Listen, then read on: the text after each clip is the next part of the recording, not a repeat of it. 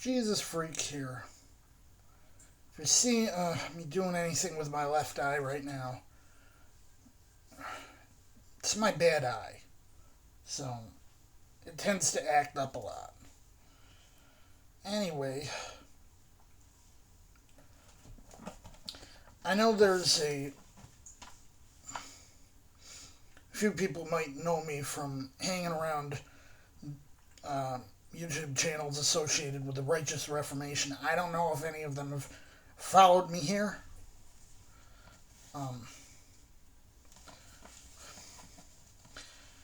I got this several years ago.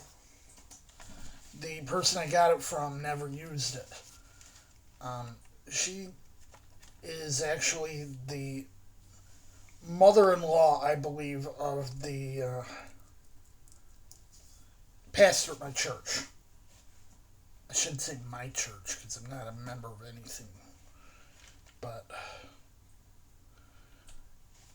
let's not pick nits, shall we? Anyway, the reason I mention this is I have a strong suspicion. You know, Laura-Lynn Tyler Thompson has this old Bible that's fallen apart that she sometimes reads from. I think it's this. I think this is actually an identical Bible to the one she uses.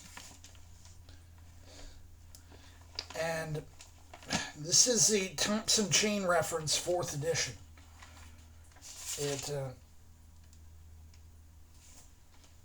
came out in the mid-1960s and was the current edition, I believe, up until about 88.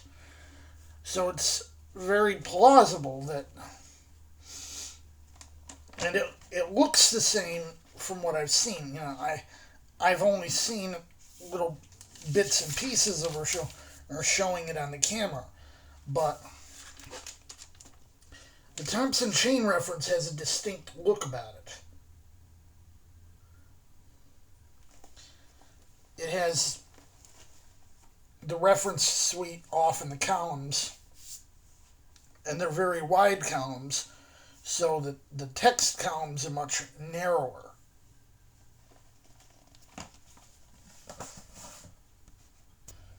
Now, since I've acquired a Thompson Chain Reference, I've said quite a bit. You know, I don't use it a lot because I don't really need to, but I've always considered it a very good reference and study Bible, even though it doesn't really have much in the way of notes in the traditional style. Everything is put off in the back. In fact, to show you something.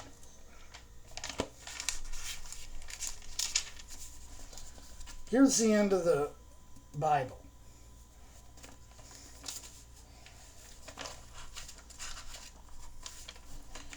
Here's all the supplemental material.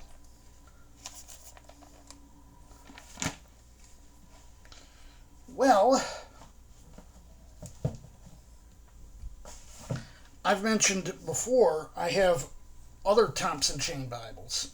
I have a Spanish one, I have a 5th edition, and this is a 6th edition.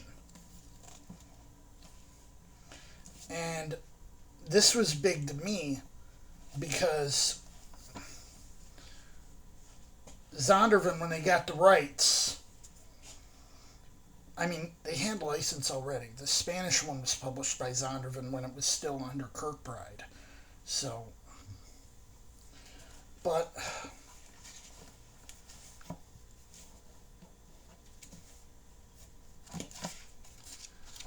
the big difference between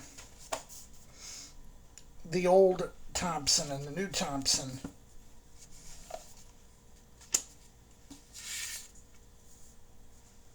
is they've cleaned up the style a bit and made it a lot easier to read. I've talked about this before.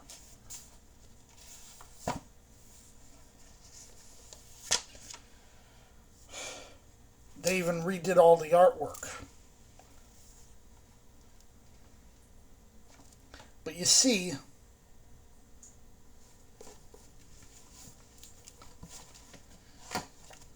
it still focuses on the text, which is an especially good feature of the Thompson chain reference. And I'm going to show you something again. The same thing I just showed you in the older Thompson from the 60s. This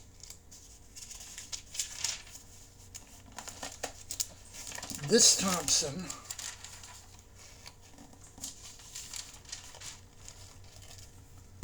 is only from a couple years ago.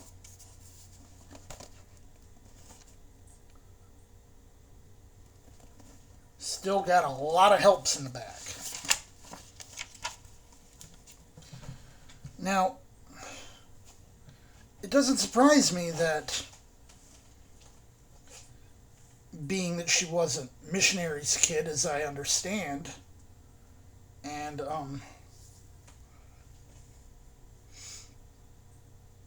apparently her father was an evangelist, as you know, the Thompson is very good for that purpose. So it doesn't surprise me that when she says, I have this old Bible that my dad left me, and I'm about 95% convinced from what little I've seen of the pages, and by the general dimensions of it, and of course the fact that it's a King James, which I think she's mostly using an NIV, but she uses a King James when he's got that old Bible out. I'm convinced this is what she has. This is almost certainly exactly what she has.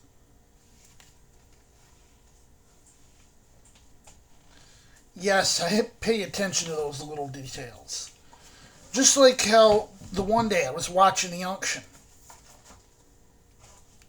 and he had a Bible out that wasn't that usual worn out, leatheroid, true tone, beat up thing he usually has. But he had this fancier one out. It was a blue Bible, and it was a Schuyler. In fact, I saw the box, and it was a Schuyler. Now, I don't know that it was exactly this edition. Might not have been. In fact, it probably wasn't. Because this one's kind of weird in its layout. Because it's sort of a hybrid reader's Bible. And it's single column. More likely, I'm thinking if he had a Schuyler, it was probably a Canterbury. One might say, well, couldn't it have been like Caxton or Stryden or Quintel? Probably not, because he usually uses the King James. I'm thinking most likely it was a Canterbury. And that's a good edition of the King James, too. Schuyler Bibles are well built. I mean, they're not outsourced to like China or anything. That outsourcing is to the Netherlands. So they're going to be built like a tank.